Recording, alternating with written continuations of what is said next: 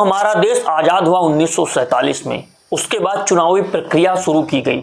चुनाव हुए, लोग चुनकर के आए। कैसे चुने? क्योंकि मताधिकार के माध्यम से उन्हें चुना गया।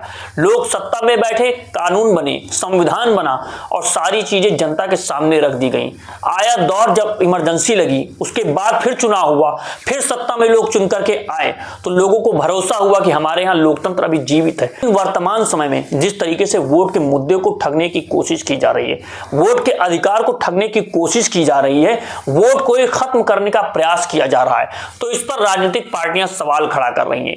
क्या एनआरसी जैसा कानून जो जमीनी हकीकत नहीं बन पाया, उसको एसआईआर के नाम पर लागू किया जा रहा है? अखिलेश यादव ये सवाल खड़ा कर रहे हैं और यह भी सवाल खड़ा कर रहे हैं कि अगर जनता के मताधिकार को ठग लिया जाएगा और सरकार सत्ता जो वोट चोरी के आधार पर बनकर के आ रही है, अगर वो सच में आ रही है, तो फिर क्या देश का लोकतंत्र जीवित रह पाएगा? दोस्तों, इसमें हम आपको ये भी दिखाएंगे कि किस तरीके से अखिलेश यादव साफ तौर से कह रहे हैं कि असली जंगल राज क्या होता है, जंगल राज के मायने क्या होते हैं, वो भी ये समझा रहे हैं। इस वीडियो में आपको यह भी दिखाएंगे कि जब बात की जा रही है देश में लोकतंत्र की, जब बात की जा रही है पंथनिरपेक्षता की, तो क्यों लोगों के घर को धुलना पड़ रहा है गंगा जल से? किस आधार पर सारी चीजें देखी जा रही हैं? और अखिलेश यादव जिस तरीके से चंदा और धंधे की परिकल्पना को खोल करके आपके सामने रख रहे हैं, सबूत के साथ रख रहे हैं, ये भी आपको देखना होगा। दोस्तों, बने रहिए इस वीडियो में। आप देख रहे हैं लाइव टीवी इंडिया। आइए सबसे पहले हम चर्चा करते हैं देश के सबसे बड़े मुद्दे की, वर्तमान समय में एसआईआर की। क्योंकि लोकतंत्र है तो वोट का अधिकार है, जब वोट का अधिकार है उसको एसआईआर के माध्यम से छीनने का अगर प्रयास किया जा रहा है, विपक्षी पार्टियां, देश की तीसरी सबसे बड़ी पार्टी अगर यह सवाल खड़ा कर रही है कि यहां पर वोट चोरी हो रही है, वोट काटा जा रहा है और पिछड़े समाज का वोट काटा जा रहा है, और उसे यह भी भय है कि पीढ़ी समाज, जिस समाज की वो राजनीति करते हैं, उनका भी वोट काटा जाएगा, तो फिर वो किस आधार पर अपनी राजनीतिक शक्ति को बढ़ाएंगे और जो उनको मैंडेट प्राप्त हुआ है उस आधार पर क्या जनता के लिए काम कर सकेंगे? इन सारी चीजों को समझ पहले आप अखिलेश यादव का यह वीडियो देख लीजिए। बैठी नहीं है, अगर घुसपैठी है तो उन्हें सरकार को इस्तीफा दे देना चाहिए। अगर घुसपैठी 11 साल के बाद ढूंढ रहे हो आप, तभी मैंने कहा ये एसआईआर नहीं है, एनआरसी है।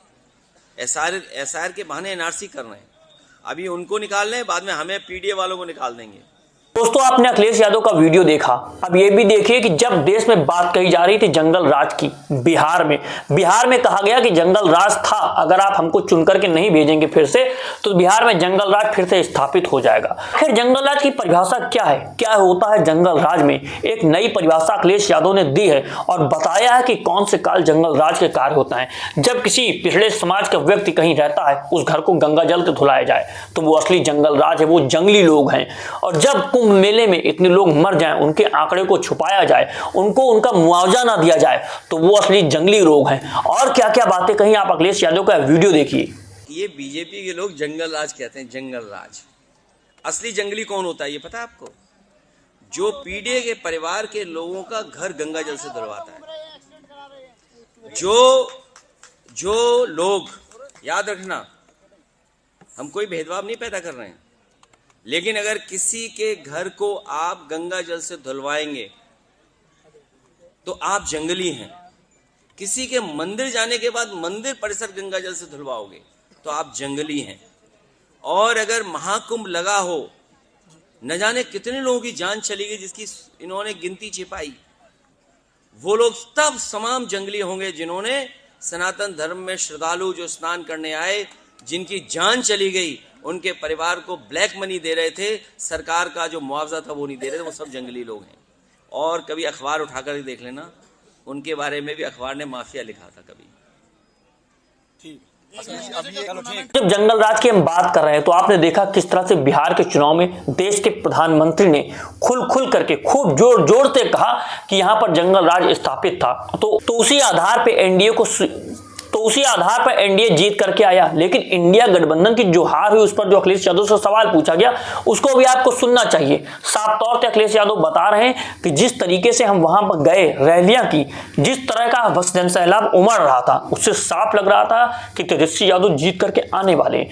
लेकिन वहां पर तेजस्वी यादव को हरा दिया गया। इसका एक फैक्टर ईवीएम भी हो सकता है। तो इस वीडियो को आप देखिए, अखिलेश यादव क्या कहे। देखिए, बिहार में मैंने खुद कैंपेन किया, मुझे पूरे चुनाव में कहीं नहीं लगा कि चुनाव तेजस्वी हार रहे हैं, कहीं मुझे किसी सभा में नहीं लगा।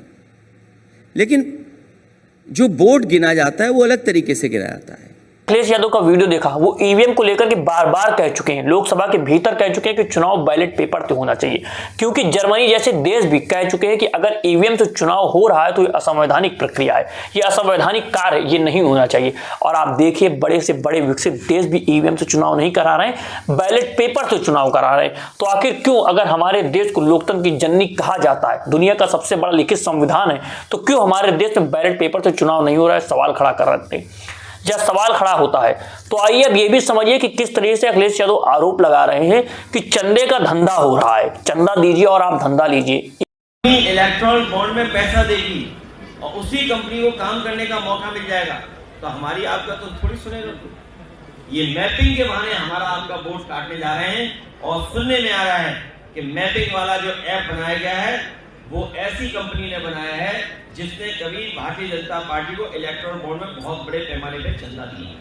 आप ये भी देखिए कि जिस तरह से मैपिंग कंपनी को काम मिल रहा है, जिस आधार पर सरकार उनको काम दे रही हो, तो अखिलेश यादव साफ तौर से कह रहे हैं कि उठा करके देख लीजिए कि इस मैपिंग कंपनी ने, जिस व्यक्ति की ये कंपनी, उसने कितना चंदा दिया है बीजेपी को। ये साफ तौर से दिखाता है कि चंदे का धंधा हो रहा है और हमारे और वो आपके ऊपर निगरानी रखने की कोशिश भी की जा रही है। आपने देखा था संचार साथी ऐप के साथ भी इसी तरह की बातें हुई थी कि जनता के ऊपर एक प्रशासन के जरिए नजर रखी जाएगी, सरकार हर व्यक्ति को नजर यानी कैमरे से देखेगी, हर चीज को रिकॉर्ड करेगी और आपकी निष्ठा को खत्म कर देगी। और इन मुद्दों पर आप क्या सोचते हैं? और ये जो मुद्दे हैं, जनता के मुद्दे हैं, देश के मुद्दे हैं, इन पर चर्चा क्यों नहीं होती लोकसभा के भीतर, राज्यसभा के भीतर, जहां पर हमारे चुने हुए प्रतिनिधि जाते हैं?